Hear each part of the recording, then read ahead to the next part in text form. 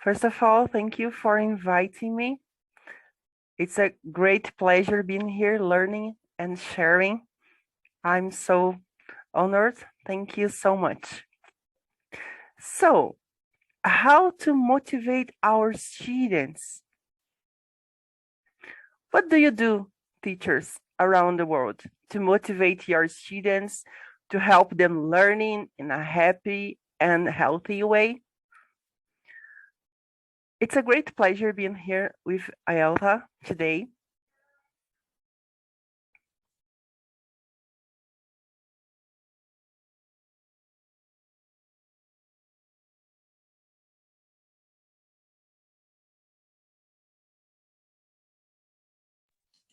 Vilma, I think you are muted.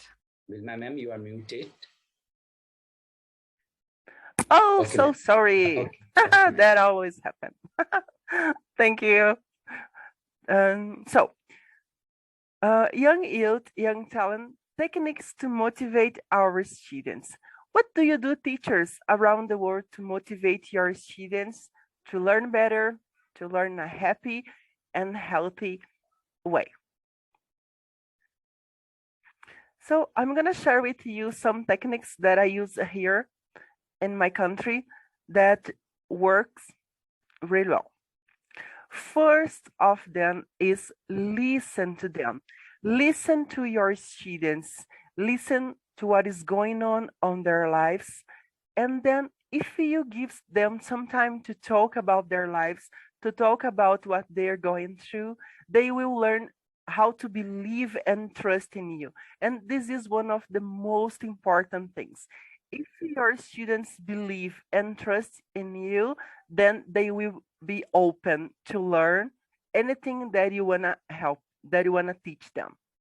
So, and also the opportunity that you give them to talk about themselves, to talk about their lives, about they're going through, this way they create a special relationship. And this is the most important and beautiful thing about my classrooms, and a technique that works really well, that they become friends. And if they become friends, then they are not afraid of communicating, they are not afraid of trying new things, they are not afraid of giving a presentation in front of the class. So the all this starts from listening to them. Ask them, how was your weekend? How was your day? How was your classes this morning? What's going on? And then when you listen to them, you give them the opportunity to express their feelings.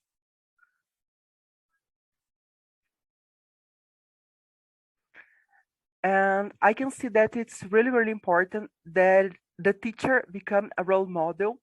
We have to show them confidence, teach them what you know, but also learn from them.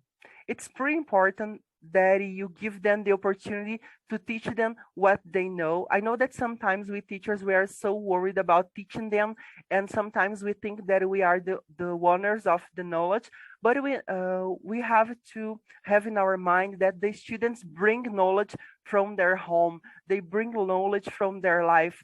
So even if they are 5 years old, 7 years old, they have the knowledge from their own. So if we listen to them, if we learn from them, relating to technology these days, children, they know much more than we know. So sometimes when I don't know how to use an application or something, I ask my students, please, how do you do that? And then they teach me. And I realize that this way, when I give them the opportunity to teach me, they become empowered and they become more confident. Oh, the teacher doesn't know everything. And in fact, we teachers, we don't have to know everything. I've been an English teacher for 17 years, more or less. And in the beginning, I remember that I was pretty worried about having all the answers. If a student asked me, how do you say this word in English? I was worried about giving them the answer at the same moment. I thought that I had to have all the answers with me at that moment. But with time, I realized that I don't have to give them all the answers. And when you teach them how to find the answers, when you teach them where they can learn more, this way you are empowering them, and then you are making them more confident because they understand that they have to walk with their own legs. Unfortunately or fortunately, the teacher won't be there with students all their lives. And then we have to make our students confident to learn alone. They don't need and they don't have to depend on us forever. So let's empower our students. Let's teach them to share the knowledge they have. And then I always ask my students, I teach them some ways to learn English. That is what I teach them. And then I ask them, have you tried that? What have you learned? And some of them tells, teacher, I was searching and then I found this application. It's to work with songs, and then I enjoyed it. And then I asked them, please share with your classmates. And then this way they are sharing what they have been using and that is working with them. And then I learn with them because there are many opportunities to learn. There are many options, and then we can't learn about everything. And then I learn from them.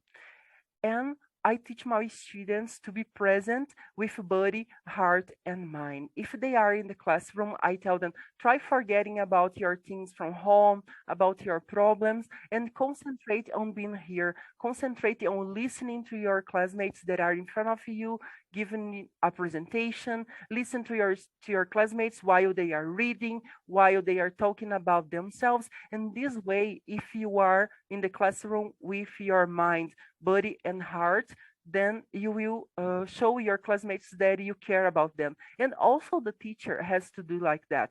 Be in the classroom with the mind, body, and heart. And this way, students will realize that you are there for them, to help them. And always encourage your students to learn more and more. Learn more than from the books.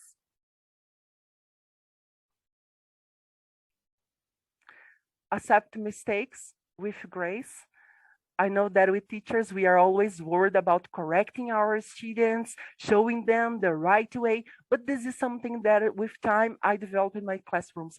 These days, I don't correct my students anymore, mainly when they are talking English.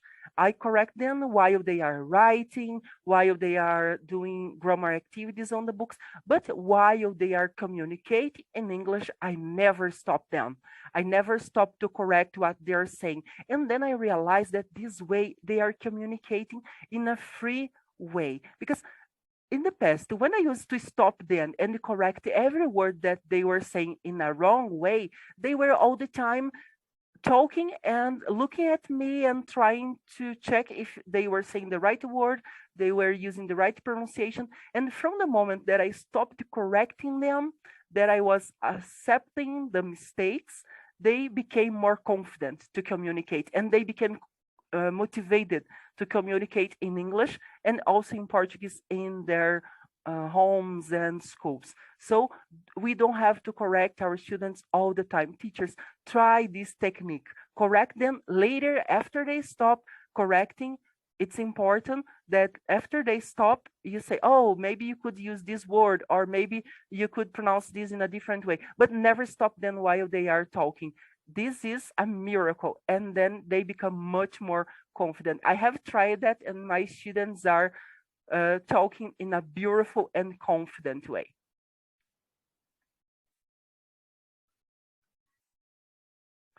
Because in real life, I always tell them that in real life, when we are talking with someone from another countries, Sajid, have you ever learned anyone talking to you in English and stopping and correcting other people?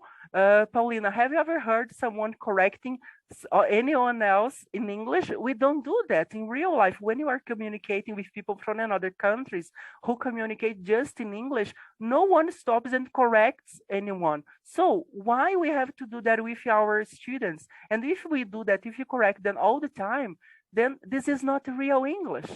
And then when they come to international meetings, when they come to international projects, that they have the opportunity to communicate with people from another countries, and they realize that people don't correct them, why do we have to do that in real life? So let's stop doing that.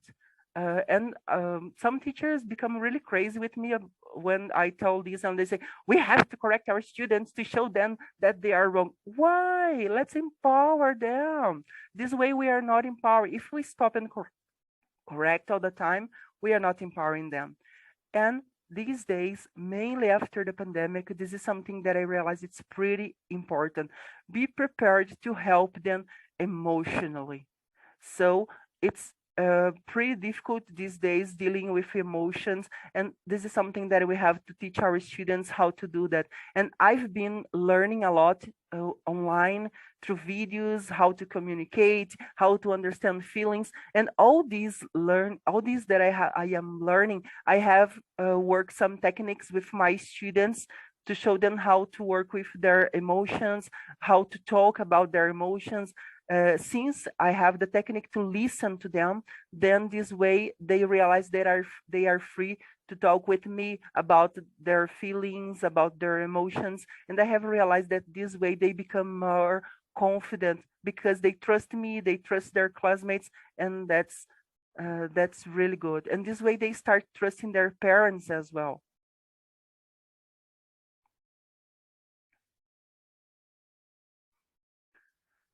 Challenge them academically. This is something that I love doing. I love teaching them from the books to real life.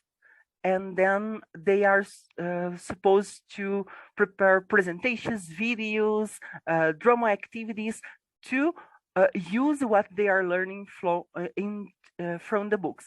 Here we had an activity on the book. We were talking about prices, how to ask and answer about prices, how to buy things in English. And then we prepared a flea market in our classroom. And then this is one of my baby classes. I say this way because they've been working with studying with me for a short period of time.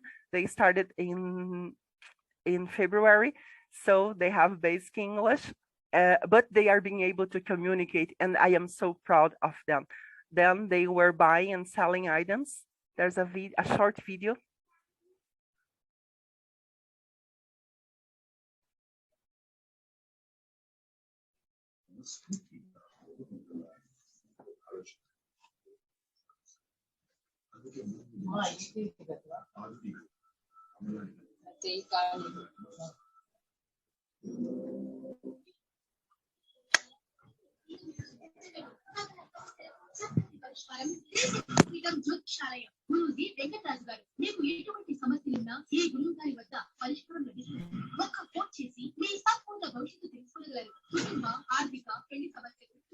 So when they practice real activities, when they try and learn how to do things in real life, they become more confident and they realize that it's not difficult, and then they are able to communicate even if they are basic level, and that's pretty interesting. Vilma ma'am, you are muted. Oh my gosh, sorry. Thank you. Fine, no worries. So, and then foster creativity in the classroom. Also, working with different kinds of activities where they have to use their English in real life, also empower them. So working with games is really, really important because they are interacting with others, they are playing, they are laughing, and this is important for them to become more confident and enjoy the classes better. So here they learned about parts of the house and furniture, and they were supposed to prepare their own house and then explain everything inside the house in English. And then this way they are using their creativity, they are using their English.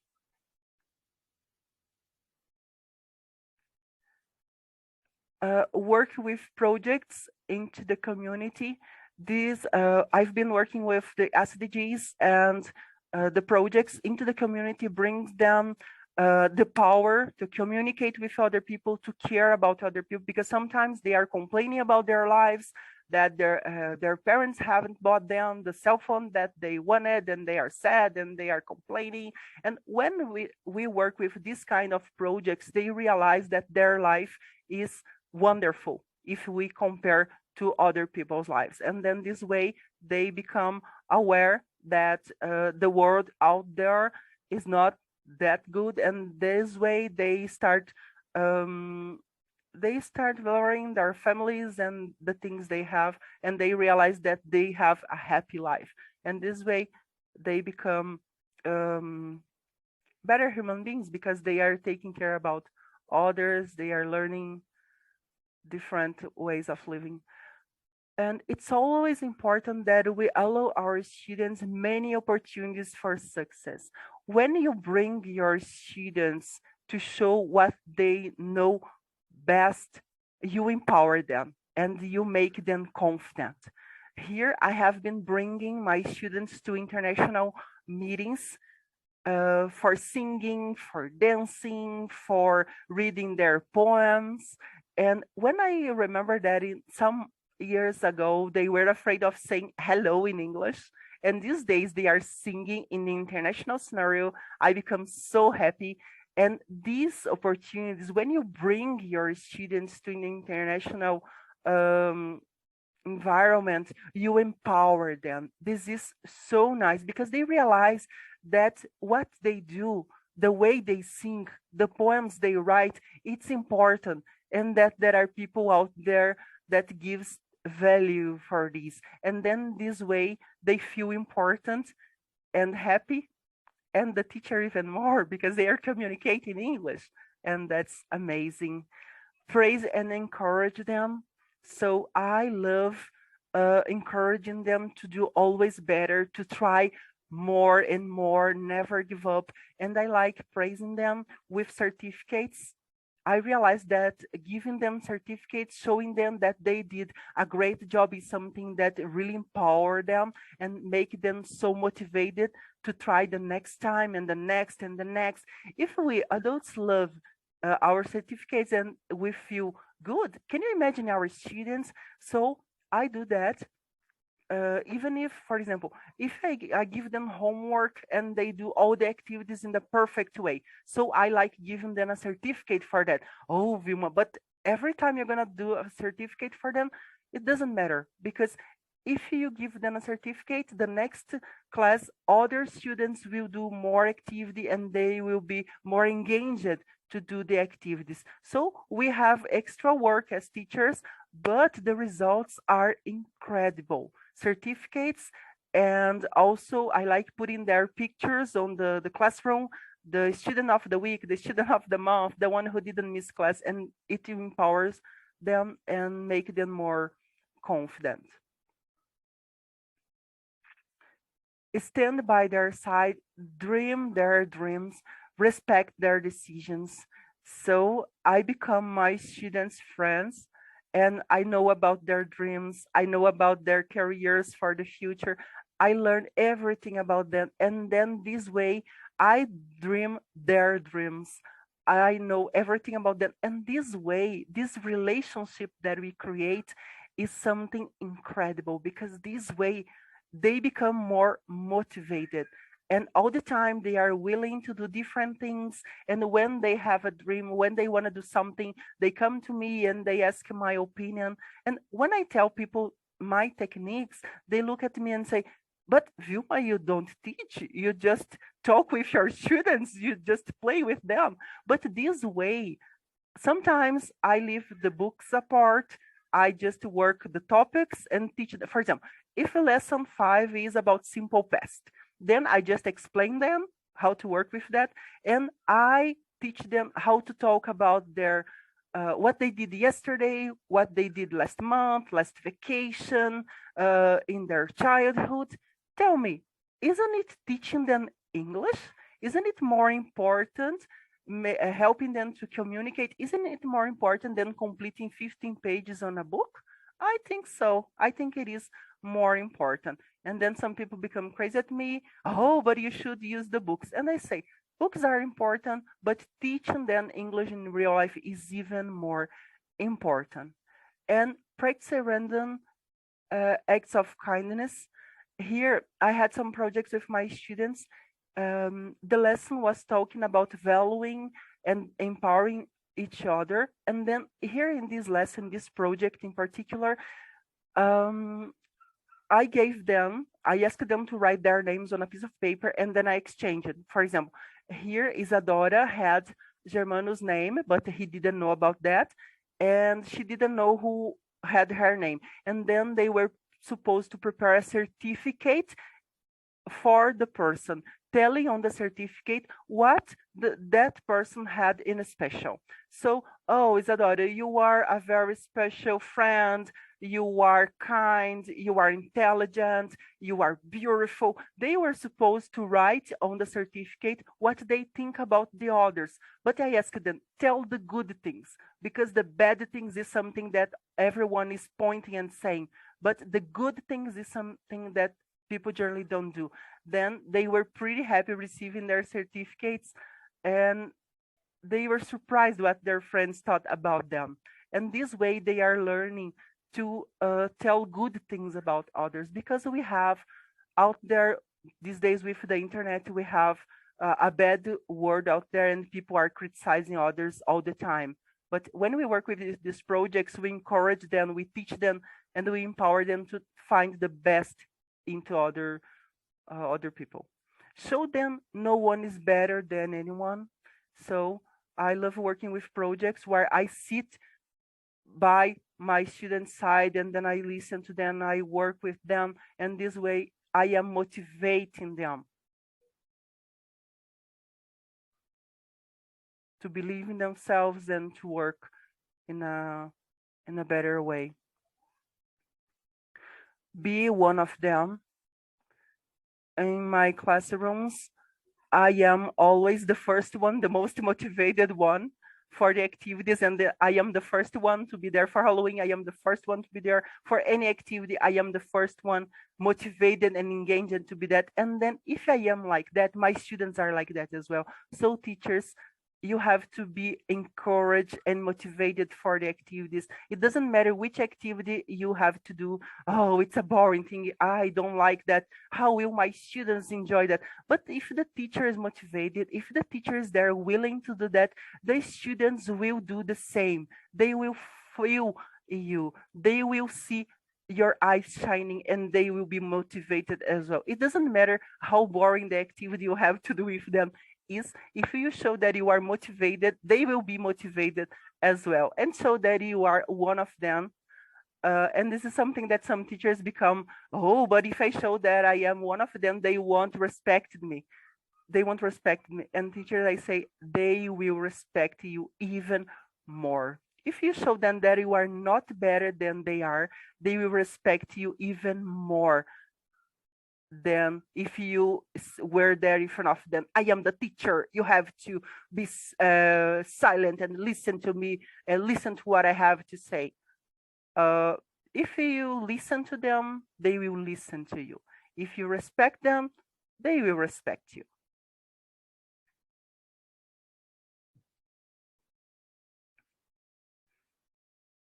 Teach them how to care about others and teach them how to believe in themselves. This is one of the most important things. Show your students that they are able to communicate in English, in Portuguese, in Hindi, in Spanish, in German. Teach our students that they are able to do anything if they really want to. If they work hard, they can do that. Empower them. Teach them to believe in themselves. Because if they believe in themselves, if they believe that they are able to do that, they can do anything. But first of all, you have to teach your students and show them that you believe them in first place. You have to show that they are able to, but you have to tell them and show them that you believe them. Be proud of them. Show your students, praise them, that you love listening to them, that you are proud of what they have achieved, and then this way they will become more confident and more empowered. For example, here one of my students, Josie, she is a makeup professional, and I always watch her videos and I comment on them, and in class I talk with her about makeup, and then she teaches me how to do that, and we practice our English relating to what she does in her life. And that's amazing, the way they become more motivated when I show that I know about their lives. And the most important thing for teachers, for engineers, for doctors, for anyone. Love what you do. Because if you love what you do, you will be there in a happy way, you won't feel tired, you'll be motivated, and your students will feel the same. Can you imagine if the students get in the classroom after a long day at work and the teachers they're like that, oh, it was a hard day, it was difficult today, I'm tired, oh. Can you imagine if the students will be motivated? Of course not. But if the teacher is there, hi class, let's go, it will be an easy lesson, it will be interesting, it will be funny, they will believe and they will be motivated.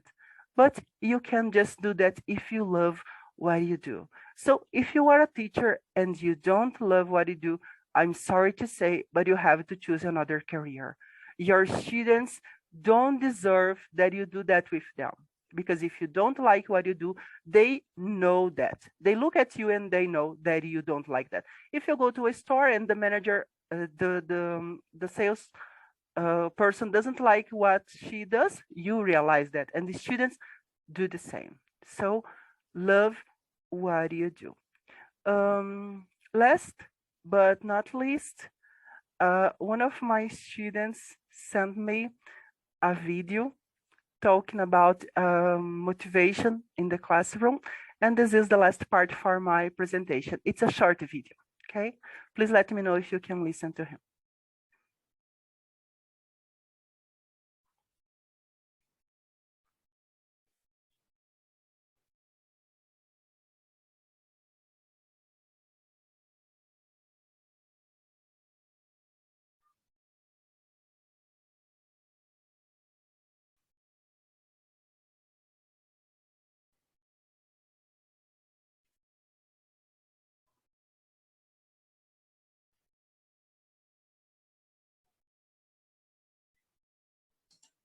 Vilma ma'am, sorry to disturb you. Maybe there is some audio problem. We can't hear you. You can't hear the audio? Yes, ma'am. We can't hear. Oh, if you share one more time and tick the tiny box in the left-hand corner. Yeah. To share audio. Okay. Yeah. Yes, share you can. Yeah, you can stop sharing. Yes. Now we can listen. From Italy. Can you hear now? Yes, ma'am. Okay, thank you. Sorry.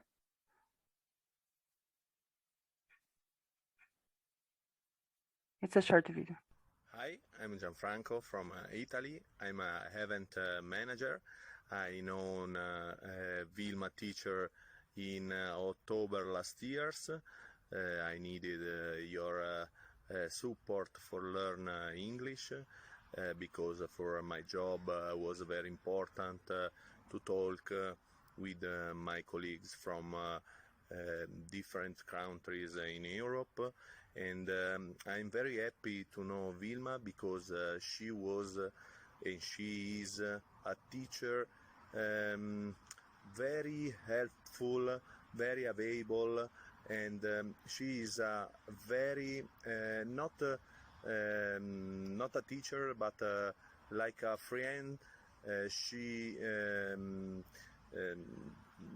make a moment for stay very comfortable when you speak, when you talk, for everything and about everything. So I'm very happy to know Vilma. And I am really proud of Gianfranco because when we started last year, he was pretty afraid of communicating in English. He was afraid of making mistakes. And then thank goodness I was able to empower him. And today he sends me a video every morning, 8 minutes video, 10 minutes video. And it is incredible because he's communicating in a confident way. He's motivated to communicate and he's motivated for his things as well. And once he told me, Vilma, because of you, I am feeling more empowered and confident in my job as well. And those words for me were like, wow, it's really worth it. So teachers, if you work with your heart, body, and mind, the results will come, and then your students will become more empowered and more confident. You just have to teach them that to believe in themselves and to show them that you believe in them as well. So that's all from my side. Thank you so much for the opportunity of being here. I'm really, really happy for this opportunity. Thank you, Sajid, for inviting me. Thank you.